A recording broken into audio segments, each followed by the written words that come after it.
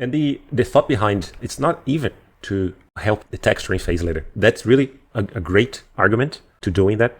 But the biggest argument for me is, you see how I'm like 10 minutes here sculpting a gray object, or not so gray, let's say. Grayish. Yellowish, grayish. Yeah. But Yeah. this guy, I'm looking at the concept right now. He's not gray. He has skin, leather, metals. And our perception is so fine-tuned to perceive and interpret things in nature, in real life, that color alone will completely change the experience. I love looking at models like this as a presentation, and even sculpting. There's beauty in just seeing form like this. But when you look at colors, which you did already, it's really good that you're painting, even if it's just a flat color. That's a completely different experience for me in how I engage with the concept, engage with the sculpt, and how I bring the character to life.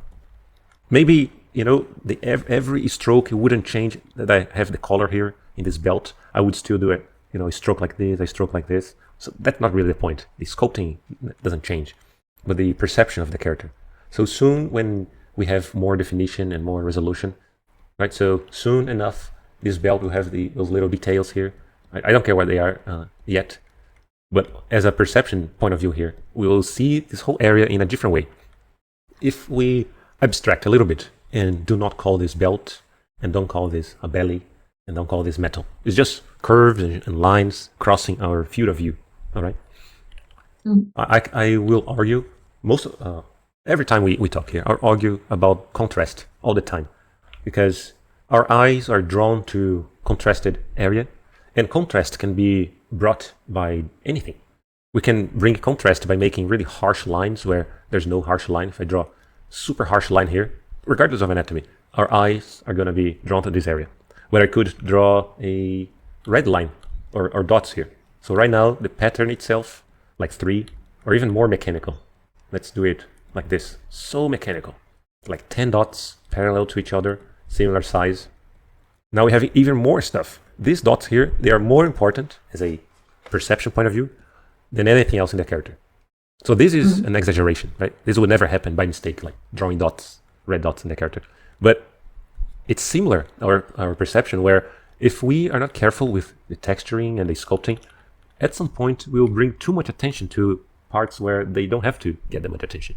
Like the weight of your sculpting here and the colors you choose. The contrast is the one tool that always have to be working in our benefit. We have to be aware of things that create contrast in order to judge the texturing, the level of details, and the definition of forms, everything. And contrast can be as extreme as those red dots, right, that I did, or can be as subtle as, let me bring some sculpting here, as subtle as the amount of harsh lines that you put here on his belly. Maybe you just do like this, and that's enough to show that it has compression. But maybe you want to do even more extreme stuff here. But then already you have to watch out to the side effect of making the decision of making such strong shapes here. Now everything around it have to follow. You see how contrast is the one tool that we have to be mindful of at all times. And the contrast is such a simple and foundational concept when making art. Not only characters, but any type of art, anything. Because we are playing with human perception. It's one more argument to try to bring the whole character at once and not work on one area. Because the moment you work too much on one area, like making all the little skin details and everything, and putting, all the little things, this became a highly contrasted area. And maybe it doesn't affect that much our perception initially, but slowly this will bring more and more our attention here. Almost like it's the red dots all over. Our eyes will be brought here over and over again, more often than everything else. And your judgment on what to do next will also change. Even if, we can really, it's hard to be precise about these things.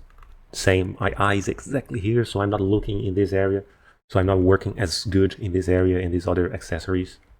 That's not how we see everything, right? It's just an idea that I'm sharing.